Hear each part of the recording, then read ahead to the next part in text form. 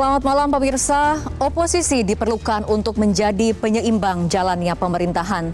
Dengan adanya oposisi, kebijakan pemerintah bisa diawasi dan dikontrol pelaksanaannya. Bahkan betapa sucinya tugas oposisi, karena dengan adanya oposisi yang kuat maka dapat dipastikan demokrasi bisa berjalan sehat. Inilah yang akan kami sajikan dalam editorial malam hari ini, mengemban tugas suci oposisi. Bersama saya Fitri Megantara.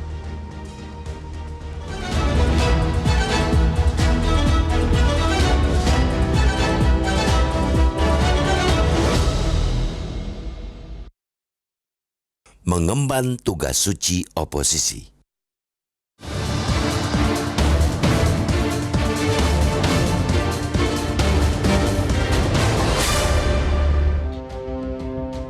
Kekuasaan menyimpan daya tarik luar biasa. Ia laksana gula yang memikat siapapun untuk mendekat, menikmati, bahkan memiliki. Karena dengan kekuasaan, seseorang jadi punya kendali, pengaruh, dan kemampuan untuk memengaruhi keputusan, mengarahkan perubahan, serta membuat aneka ragam aturan hukum dan kebijakan. Itu sebabnya di mana ada gula-gula kekuasaan, disitulah banyak orang berdatangan. Ketika semua mulai menggerubung dan mendekat, pada titik ini harus ada pihak yang berani keluar sebagai pengawas kekuasaan. Pengawasan sangatlah penting untuk memastikan bahwa kekuasaan tidak digunakan untuk kepentingan pribadi atau kelompok kecil saja, melainkan untuk kepentingan umum. Ia juga dibutuhkan guna mencegah penyalahgunaan yang dapat merugikan masyarakat dan demokrasi. Kekuasaan jika diawasi dengan dijalankan dengan lebih bertanggung jawab dan sesuai dengan prinsip-prinsip keadilan serta kepentingan bersama, inilah tugas suci dari kelompok oposisi. Suci karena mereka mengemban tugas maha penting untuk menyuarakan pandangan alternatif, menjalankan fungsi pengawasan, dan memastikan akuntabilitas pemerintahan. Berada di luar dan tampil sebagai oposisi adalah sama terhormatnya dengan bermartabat dengan mereka yang tengah menikmati kue kekuasaan bersama pemerintah. Namun, upaya menjalankan tugas suci semakin terjal dan mendaki. Mereka yang sedang bersiap diri menjadi oposisi terus dibayang-bayangi godaan janji manis pembagian kekuasaan. Ketika ada yang ingin bertindak sebagai penyeimbang, pengawas, dan oposisi, iming-iming politik gula-gula langsung mengemuka. Semua dirangkul sehingga publik semakin sulit untuk mendengar suara-suara dan pikiran-pikiran berbeda. Padahal perbedaan adalah hal yang dibutuhkan dalam demokrasi. Perbedaan membuka kesempatan bagi rakyat untuk mendengar berbagai perspektif, menguji ide-ide, dan mencegah konsentrasi kekuasaan secara berlebihan. Di sana ada ruang diskusi sebelum diambil keputusan, bukan hanya membebek dari belakang barisan. Untuk itu, haruslah kita suarakan agar ada banyak partai di parlemen untuk berani menarik garis demarkasi dan mengemban tugas suci sebagai oposisi. Jangan silau dengan rayuan gula-gula politik kekuasaan. Ingatlah, membiarkan penguasa berjalan tanpa oposisi yang kuat di parlemen sama saja membiarkan terjadinya defisit politik kewarganegaraan. Partisipasi publik menurun dan kepercayaan terhadap sistem politik kemudian melemah. Pada saat bersamaan akan lahir surplus politik ugal-ugalan, yaitu situasi di mana kekuasaan tidak terkendali dan mungkin disalahgunakan. Itu sudah barang tentu tidak boleh terjadi dan harus dilawan. Jangan biarkan negeri yang mendapuk diri sebagai penganut demokrasi diasuh oleh pemerintah yang tidak mau membidani kelahiran dan bertumbuhnya oposisi. Sekali lagi, tidak mudah memang untuk menjauh dari godaan gula-gula kekuasaan. Namun justru disitulah akan teruji siapa yang bermental pemenang. Mereka yang berani mengambil tugas suci oposisi pastinya akan diapresiasi. Publik bakal mencatat dengan tinta emas partai-partai yang berani merawat demokrasi dan mendewasakan republik. Kita tunggu saja.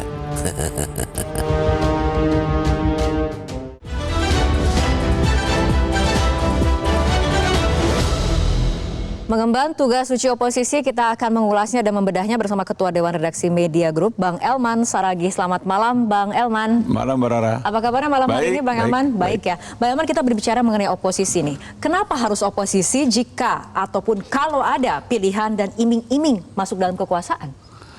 Ya, memang pilihannya enak atau tidak enak kan ya. Memang kalau mau enak, ya pasti pilih bersama-sama dengan kekuasaan kan. Tapi apa artinya kalau semua kekuatan partai politik berada dalam genggaman kekuasaan? Ini kan sama dengan kartel politik kan. Apapun bisa mereka lakukan. Tetapi di sisi lain, bagaimana nasib rakyat? Itu apa? Jadi memang itu sebabnya dari awal kita mengatakan oposisi itu sangat suci. Kenapa suci? Dia akan bisa menjamin kekuasaan itu tidak disalahgunakan. Dia bisa juga menjamin bahwa kepentingan rakyat akan menjadi utama, bukan menjadi kepentingan pribadi penguasa. Jadi memang sangat suci, sakral sebetulnya ini. Ini mengemban tugas suci, tapi nampaknya oposisi sepertinya bukan pilihan yang menarik di alam demokrasi Indonesia ini, Bang. Ya, itu memang kita lihat ketika zaman Orde Baru ya. Pengalaman kita Orde Baru memang praktis oposisi ada, tapi sekedar diada-adain aja kan gitu kan. Tapi pada dasarnya pemerintahan Orde Baru selama 30 tahun lebih mulus seperti di jalan tol. Tapi apa yang terjadi? Suara rakyat, jeritan hati rakyat sepertinya terlindas saja gitu. Dan penguasa tidak merasakan apa-apa. Yang terlindas itu rakyat kok. Nah, itu juga terjadi sebetulnya ketika periode sekarang ini sebetulnya kan. Hampir boleh dikatakan kan kekuatan di luar kekuasaan kan nyaris tidak signifikan kan. Ada. Tadinya ada Partai Demokrat bersama PKS, bahkan sekarang tersisa PKS. Terus apa yang bisa dilakukan kekuatan seperti itu untuk mengimbangi kekuasaan yang begitu besar? Nah, mengenai kekuatan, apabila kita melihat dari dinamika pasca pemilu 2024, sebetulnya apa parameter untuk kemudian membayangkan kekuatan konfigurasi oposisi di parlemen, Bang? Ya, parameternya sebenarnya sekarang sangat mudah. Apabila hak angket ini yang akan menyelidiki dugaan kecurangan pemilu ini bisa sukses masuk ke membentuk panitia angket, itu artinya bisa terbayang konfigurasi kekuatan politik 2024-2029 itu terbayang akan ada keseimbangan. Setidaknya dari sini bisa kita lihat, walaupun tidak ada jaminan sampai berapa lama kan gitu kan. Tetapi itu bayangan awal. Bayangan awal ya, dulu. Bang? Kan ini kan memang seperti yang Mbak Rara katakan tadi kan memang godaan pemanis, godaan nikmatnya di kekuasaan itu kan itu sangat mengundang itu. Siapapun dari jauh juga daya penciuman kita betapa harumnya, berapa nikmatnya itu kan gitu. Memang godaan itu sangat apa gitu. Bang Elman, tapi apakah ada yang salah ataupun apakah ada yang berbahaya jika semua pihak dirangkul, terutama jika ada yang ingin bertindak sebagai penyeimbang, pengawas dan oposisi? Sangat berbahaya. Kenapa saya bilang berbahaya? Saya kasih beberapa contoh. Sekiranya andai kata ya terjadi keseimbangan di parlemen, saya tidak yakin kalau KPK itu bisa dilumpuhkan. Satu. Kedua, kalau misalnya ada keseimbangan, barangkali pikiran-pikiran wacana untuk 3 periode itu juga pasti tidak muncul. 3 periode, perpanjangan waktu dan sebagainya kan. Jadi itu pasti tidak muncul. Karena apa? Dia pasti khawatir, nggak mungkin. Pasti akan ditentang. Kalau misalnya ada keseimbangan di parlemen, barangkali apa yang terjadi di Mahkamah Konstitusi udah pasti diteriakin oleh parlemen. Apa yang terjadi misalnya tentang penyelenggaraan pemilu, Bawaslu, KPU yang disorot oleh masyarakat, pasti akan disorot oleh DPR. Tapi yang terjadi apa? Hari ini kita rasakan sekarang semua teriak sekarang tentang dugaan penyelewengan kecurangan dan sebagainya. Tapi kan teriakan-teriakan itu hampir tidak berarti karena selalu mereka ada jawaban. Ada PSU lah ini, dan saya lihat seperti KPU, ketua KPU, anggota KPU, Bawaslu, mereka kita sudah kerja. Nah, kalau mereka kerja, tidak seperti terjadi sekarang ini. Gitu. Itu contoh. Bang Elman, nanti selanjutnya setelah jeda kita akan bicara apa sebetulnya yang dibutuhkan oleh rakyat. Pemerintahan yang solid atau rakyat juga butuh perbedaan-perbedaan untuk menguji ide-ide itu sendiri. Kita akan bahas, tapi kita ikuti jeda berikut terlebih dahulu.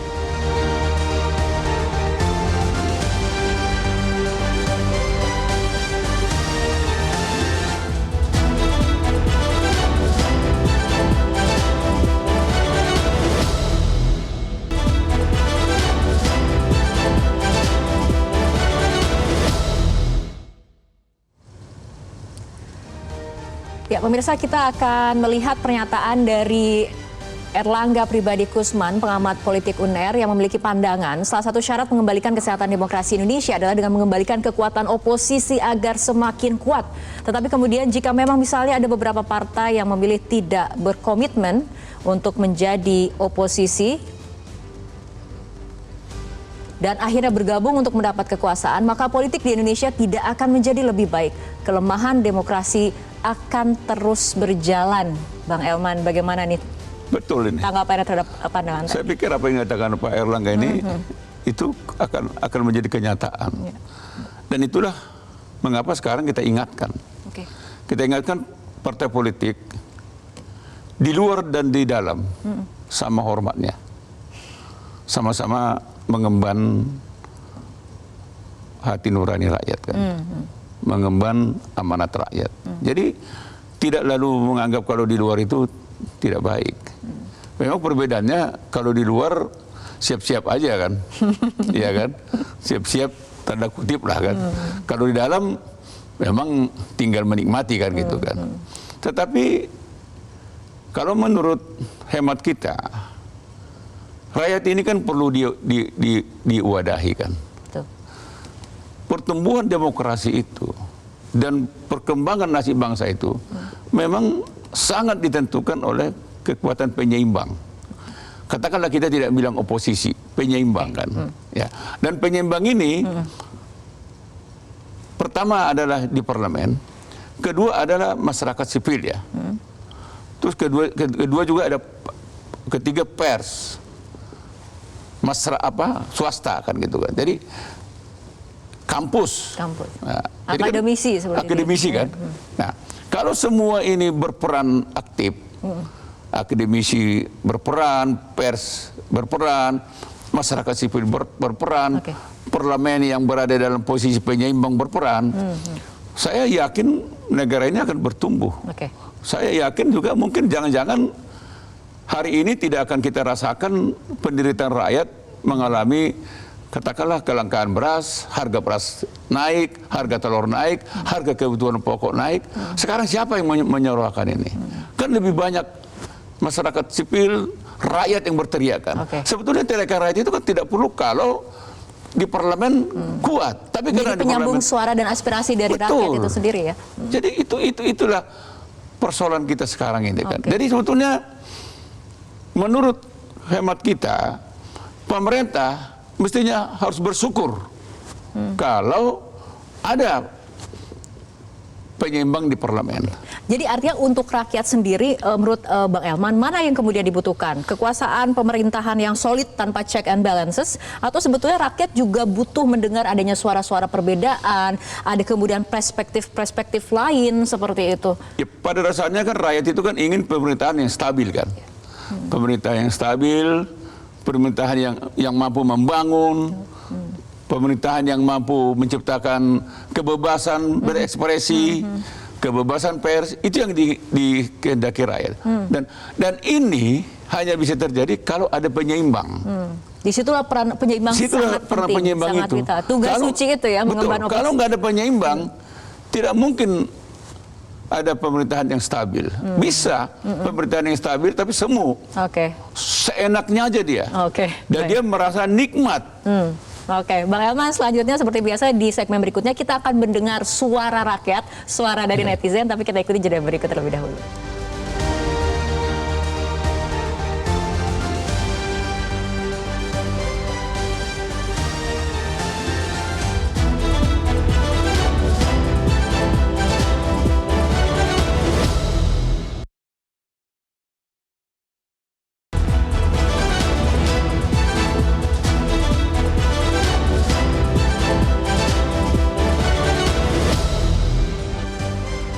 Kita akan langsung lihat hasil polling di media sosial Instagram dengan pertanyaan, pentingkah peran oposisi sebagai pengawas kekuasaan agar tidak disalahgunakan penguasa? 94% mengatakan ya penting, sementara 6% sisanya tidak. Selanjutnya kita akan mengintip hasil jejak pendapat sederhana di media sosial X. Hasilnya hampir mirip dengan Instagram karena yang mengatakan penting ada peran oposisi ada 93% dan menyatakan tidak 7%.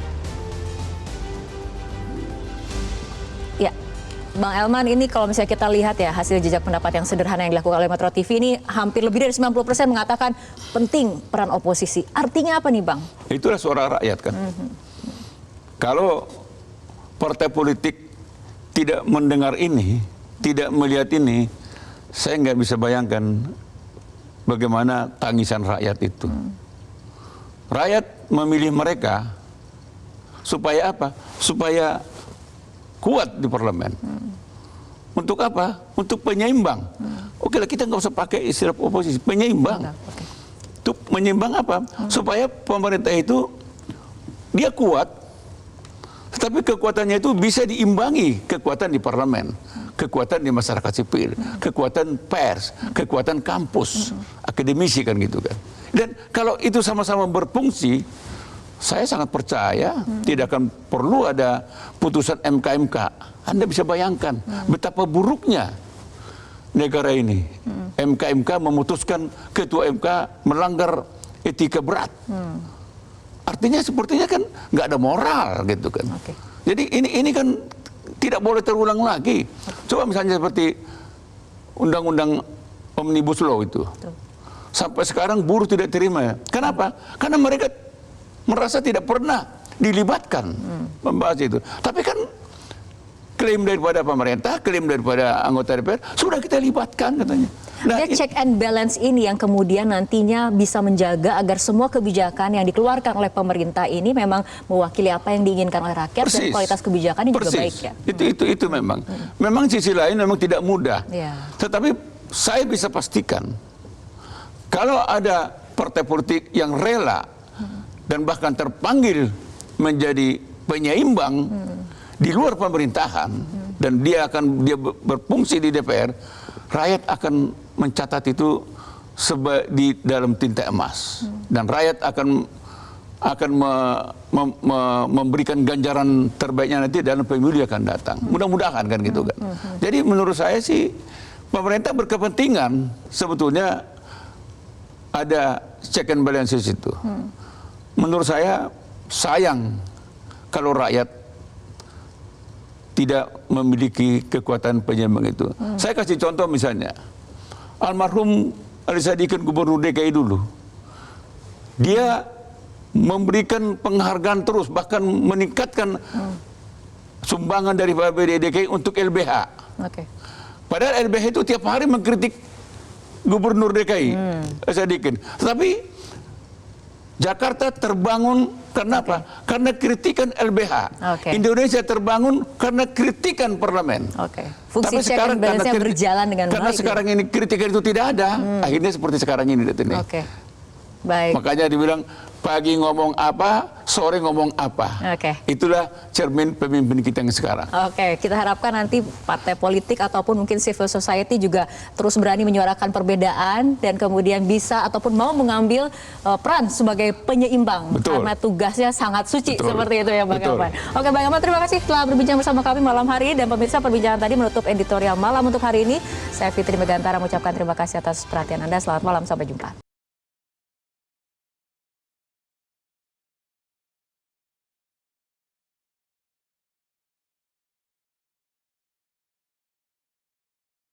Jelajahi cara baru mendapatkan informasi. Download Metro TV Extend sekarang.